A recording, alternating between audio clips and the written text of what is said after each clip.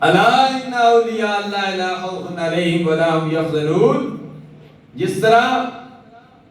بجلی کے کھمبے پہ لکھا ہوتا ہے خبردار، ہاتھ لگایا تو جان جانے کا خطرہ ہے، اسی طرح 11ویں پارے میں اللہ فرماتا ہے الا ان اولیاء اللہ، خبردار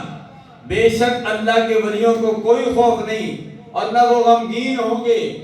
خبردار ان اللہ کے ولیوں کے بارے میں خیال کرنا ہے، کہیں ایسا نہ ہو کہ ان کی بے ادبی کی وجہ سے تمہیں ایمان سے ہاتھ دھونا نہ پڑے، ایمان جانے کا خطرہ ہے اللہ کے ولی کی گستاخی کر کے۔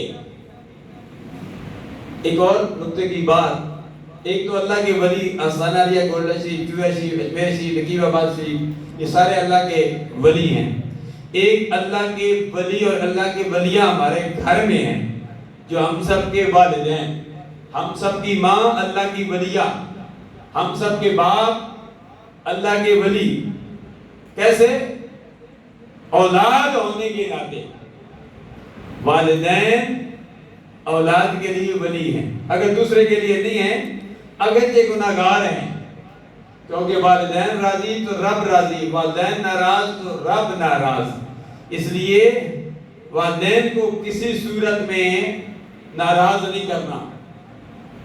والدین کو راضی رکھنا، اسی طرح اپنے پیر و مرشد کو راضی رکھنا، اللہ والوں کے ساتھ جنگ نہیں کرنا۔ اللہ فرماتا ہے جو میرے ولیوں کے ساتھ جنگ کرتا ہے، جو میرے ولیوں کے ساتھ دشمنی رکھتا ہے، فرمایا میں انہیں